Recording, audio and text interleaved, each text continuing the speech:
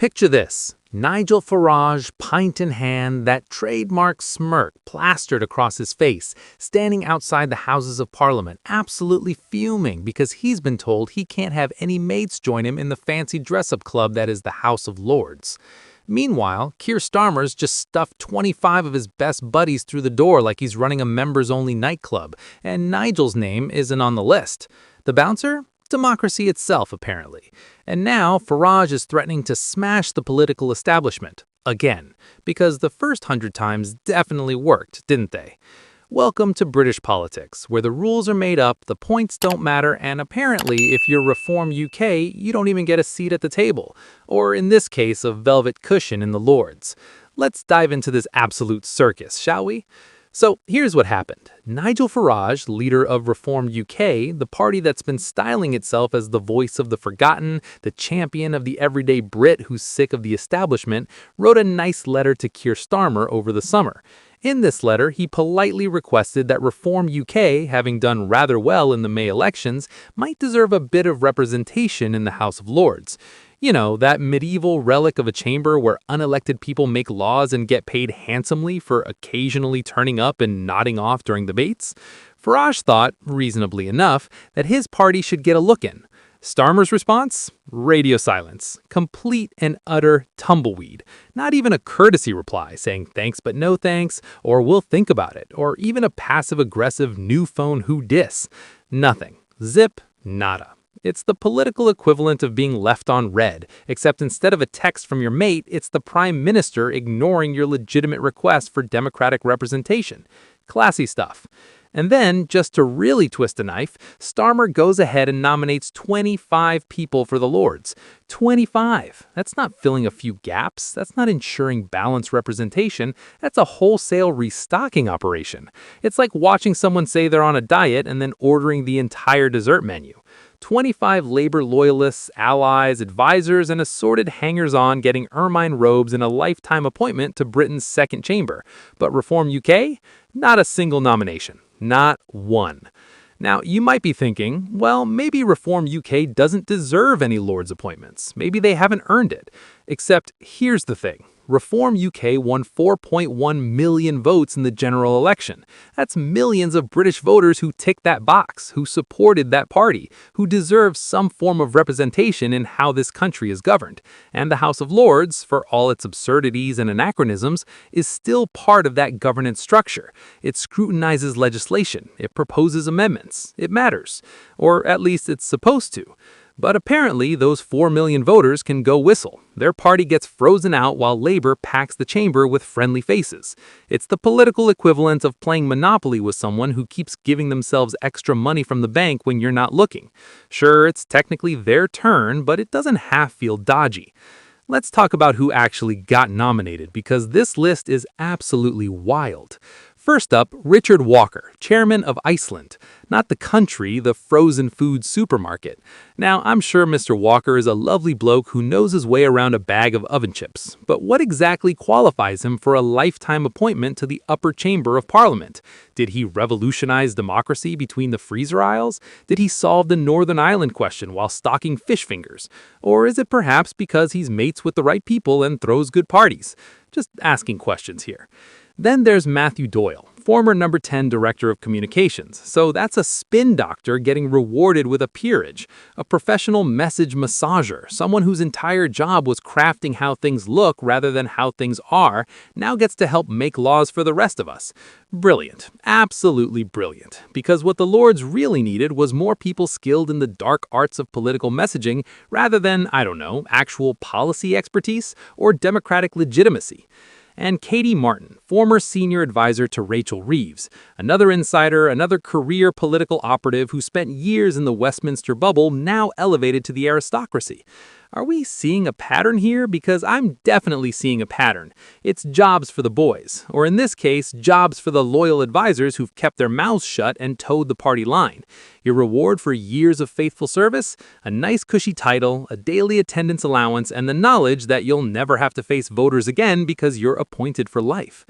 The sheer brass neck of it is staggering.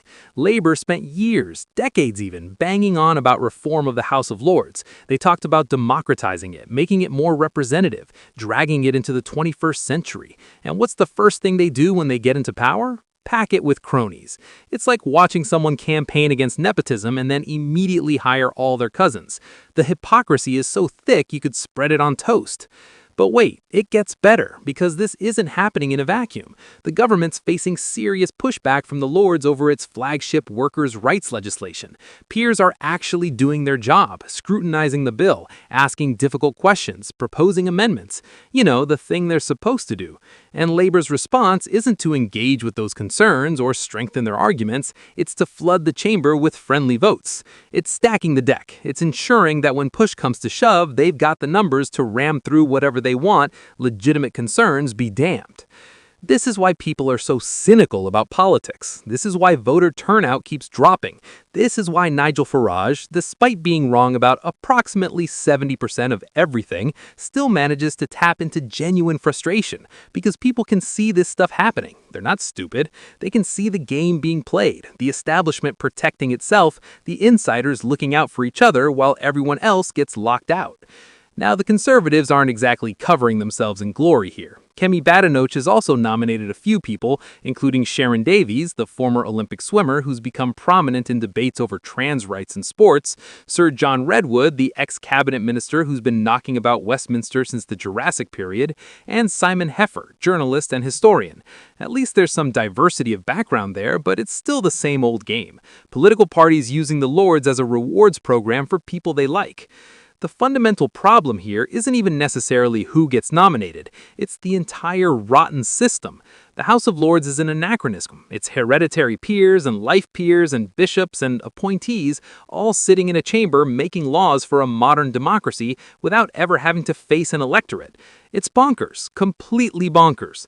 No other serious country does this. Can you imagine if Germany or France or Canada had an unelected second chamber packed with political appointees and inherited titles? It would be a global laughingstock. But here in Britain, we just shrug and accept it because tradition and constitutional history, and it's always been this way.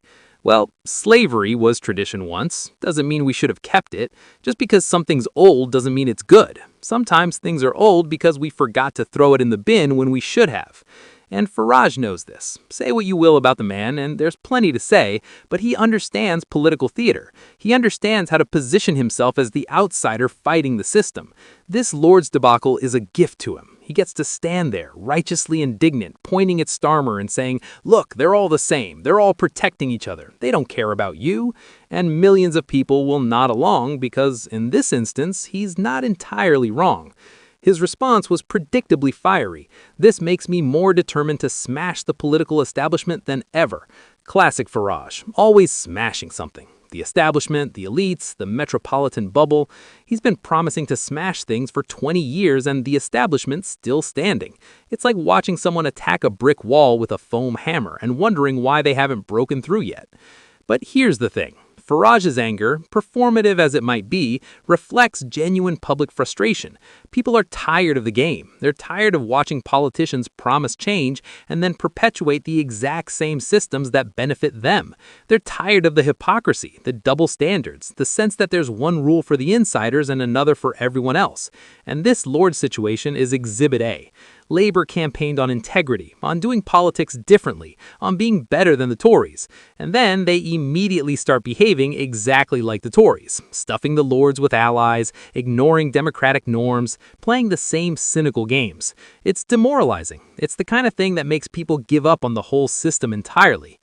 The really frustrating part is that there are legitimate arguments for giving Reform UK some representation in the Lords.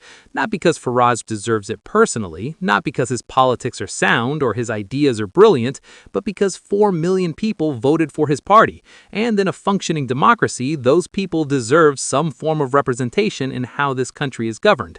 And the House of Lords, for all its absurdities and anachronisms, is still part of that governance structure. It scrutinizes legislation. It proposes amendments. It matters. Or at least it's supposed to. But apparently, those 4 million voters can go whistle. Their party gets frozen out while Labour packs the chamber with friendly faces. It's the political equivalent of playing Monopoly with someone who keeps giving themselves extra money from the bank when you're not looking. Sure, it's technically their turn, but it doesn't half feel dodgy. Let's talk about who actually got nominated, because this list is absolutely wild. First up, Richard Walker, chairman of Iceland. Not the country, the frozen food supermarket. Now, I'm sure Mr. Walker is a lovely bloke who knows his way around a bag of oven chips. But what exactly qualifies him for a lifetime appointment to the upper chamber of Parliament? Did he revolutionize democracy between the freezer aisles? Did he solve the Northern Ireland question while stocking fish fingers? Or is it perhaps because he's mates with the right people and throws good parties? Just asking questions here.